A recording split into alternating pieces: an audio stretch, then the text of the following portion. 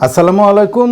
ঘোষণা হয়ে গেল বহুল প্রতীক্ষিত টি-20 বিশ্বকাপের বাংলাদেশ দল, যে দলটা আসলে অনেক পরেই ঘোষণা হলো এবং বিভিন্ন পত্রপত্রিকা এবং অনলাইনেও দেখতেছি যে চমক রেখে দল ঘোষণা করা হয়েছে। এই নিউজটা আসলে ভাইরাল হচ্ছে, বিভিন্ন জায়গায় সামনের পেজে চলে আসছে এই শব্দটা, কিন্তু আমার কাছে এই দলে আসলে কোনো ধরনের চমক তেমন একটা দেখতেছি না, শুধুমাত্র একটা চমক দেখেছি। সেই চমকটা হলো মোহাম্মদ সাইফুদ্দিন নেই, এই টি-20 দলে মোহাম্মদ সাইফুদ্দিন নেই।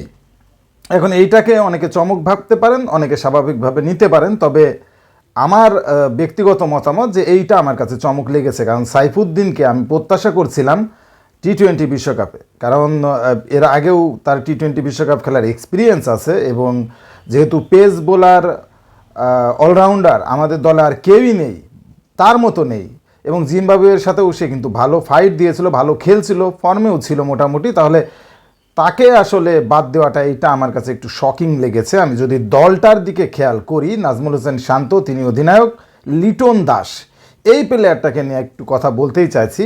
এটা দেখার বিষয় ছিল নির্বাচক মণ্ডলীরা আসলে লিটনের উপর ভরসা করেন কিনা, শেষ পর্যন্ত করেছেন। শেষ 6 টি-20 ম্যাচে যার এভারেজ 13, সেই প্লেয়ারকে আসলে আমাদেরকে নিতে হচ্ছে টি-20 বিশ্বকাপে এবং ওই লিটনের ওপরেই নির্ভর করতে হচ্ছে। লিটনের কপালটাই মনে হয় ভালো, কারণ আমাদের ব্যাকআপ সেই রকম কোনো প্লেয়ার নেই। আমি যদি ওপেনিংয়ে ধরি তাহলে 3 জন ওপেনিং প্লেয়ার আছেন, লিটন দাস, সৌম্য সরকার, তানজিদ হাসান, তামিম।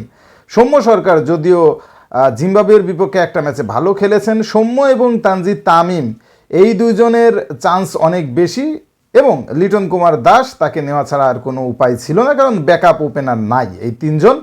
সাকিব আল হাসান হয়তো তার শেষ টি-20 বিশ্বকাপ, তিনি চাইবেন জান পরাণ উজাড় করে তার ফর্মটা দিয়ে বাংলাদেশ দলকে হেল্প করতে, যদিও ব্যাট হাতে জ্বলে উঠতে পারছেন না। বল হাতে ঠিকঠাক আছেন সাকিব আল হাসান, কিন্তু ব্যাট হাতে কোনোভাবেই জ্বলে উঠতে পারছেন না।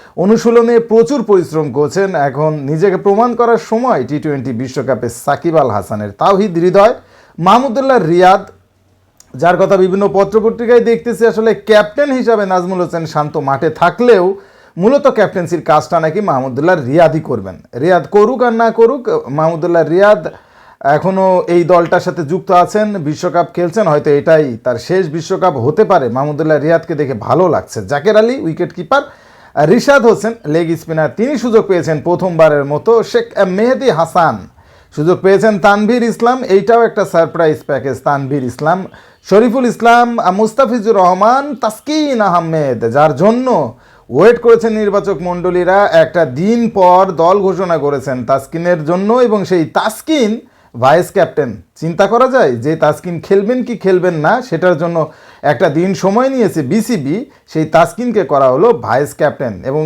আরেকজন প্লেয়ার আছে তানজিম হাসান সাকিব, এর পাশাপাশি ট্রাভেলিং রিজার্ভ হিসাবে আছেন 2 জন প্লেয়ার, হাসান মাহমুদ এবং আফিফ হোসেন। অর্থাৎ যদি কারো কোনো প্রবলেম হয়ে থাকে সেই ক্ষেত্রে এই 2টা প্লেয়ার কিন্তু অল্টারনেটিভ খেলতে পারবেন। তবে আগামী 24 জুন পর্যন্ত বিশ্বকাপ দলে পরিবর্তন আনতে পারবে বাংলাদেশ, সেজন্য আইসিসির কোনো অনুমোদনও লাগবে না।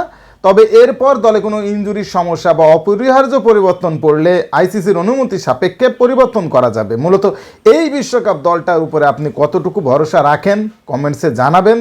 তবে আমাদের ক্যাপ্টেন নাজমুল হোসেন শান্ত তিনি তো আগেই বলে দিয়েছেন বেশি প্রত্যাশা না করার জন্য, এবং আমার কাছে মনে হয় বিশ্বকাপে আসলে বেশি প্রত্যাশা না করাই উচিত, কারণ টি-20তে আমরা একেবারেই আনাড়ি, আমরা ভালো খেলি না টি-20। এবং তার পাশাপাশি যে দলটা, এটাও একটা আনাড়ি দল, যেখানে 5-6 জন প্লেয়ার প্রথমবারের মতো টি-20 বিশ্বকাপ খেলতে যাচ্ছে এত বড় পরিসরে। আমরা জানি বড় পরিসরে আসলে এক্সপিরিয়েন্স অনেক ভ্যালু ক্যারি করে, যেটা আসলে বাংলাদেশ দলের ভেতরে আসলে সামঞ্জস্যটা অনেকই কম। অনেক প্লেয়ারই আছেন তারা আসলে জাতীয় দলে খেলছেন 2-3টা সিরিজ, বুঝতে পারছেন এই দলটার উপরে আসলে বেশি ভরসা করাটা বোকামি হবে। যে দলটা বিসিবি দিয়েছে টি-20 বিশ্বকাপের জন্য, এই দলটা দেখে আপনি কি সারপ্রাইজড হয়েছেন? কমেন্টসে জানান। স্পোর্টসের সর্বশেষ আপডেট জানতে স্পোর্টস ফিভার চ্যানেলটি এখনই সাবস্ক্রাইব করে বেল আইকন বাজিয়ে দিন। ধন্যবাদ।